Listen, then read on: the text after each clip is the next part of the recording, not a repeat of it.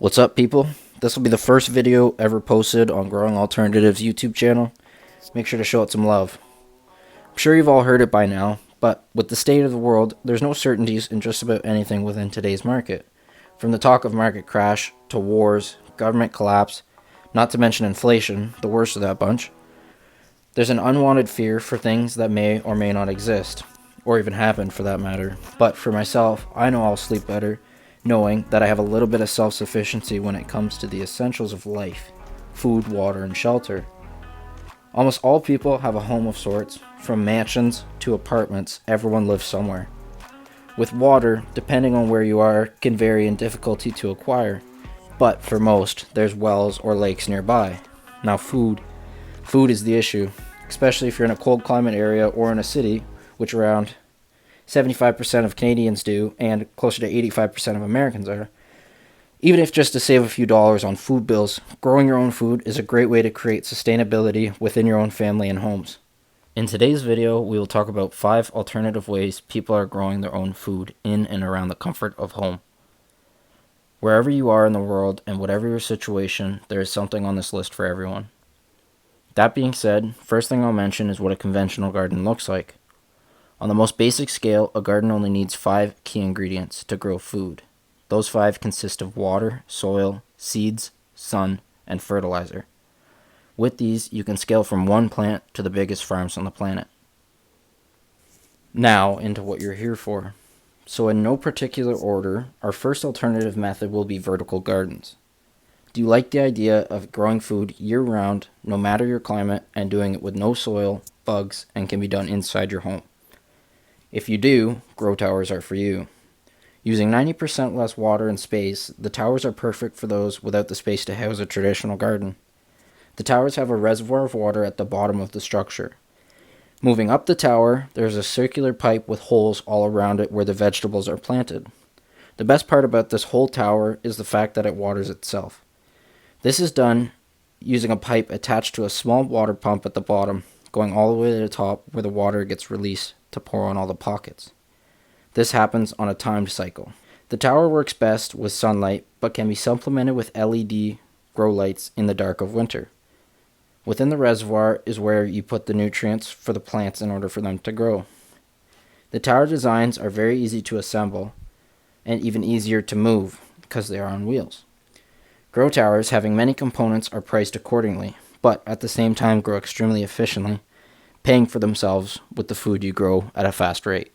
The second on our list is the most affordable at its basic level, that being container gardening. As the name suggests, it's gardening in a container. Easily movable and usually done outside, although seasonal, can grow a variety of vegetables and fruits depending on your climate. There is, however, a simple fix to the lack of control of our climate: greenhouses, also the third on our list.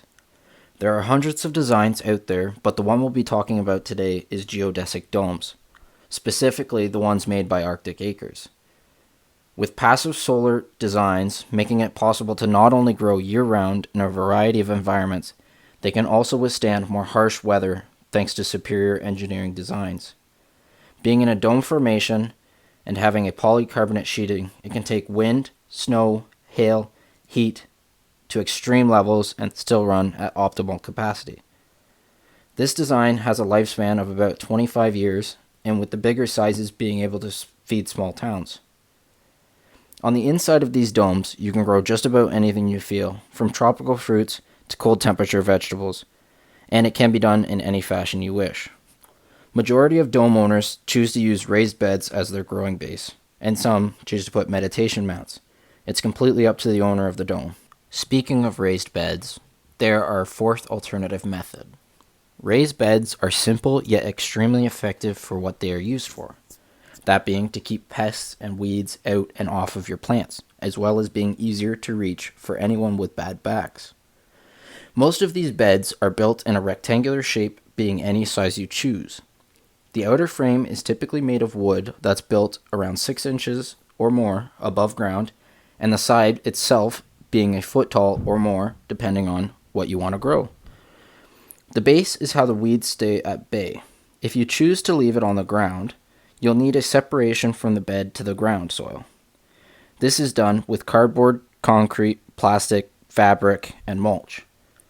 Being in its own soil, the soil within the bed will dry faster than the ground soil, making it necessary to water more often. A simple dripping system can fix this.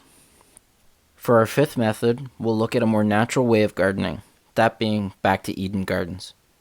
Being similar to conventional gardens in design, but having a completely different method altogether. Back to Eden takes a more natural attempt at gardening. Using shade from the trees and a composting and mulch base, it holds moisture and should never need watering. Weeds in most gardens are a problem, whereas with the Eden gardens, the plants live alongside them. Okay, so that's our 5 alternative methods, but I wanted to touch on one more before I head out. And before we do that, make sure to like the video if you'd be so kind, and subscribe to see more helpful content like this. Alright, so, aquaponics. Sounds scientific, right? It's surprisingly easy to understand once you've learned a bit about it. Aquaponics gardening is a method that uses a symbiotic relationship between fish and plants. The two together create a cycle of infinite growth.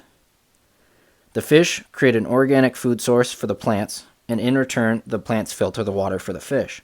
It works by having multiple reservoirs, one for the fish, and the rest, the plants get planted just above the water. When placed in a thought-out place, like a dome, this water can act as a temperature regulator. Not to mention, now you have a small fish farm. Well, that's it for this video. Thanks to all that made it this far, and I'll be making a video on how all of these can be placed together to work and create a ultimate farm. Peace.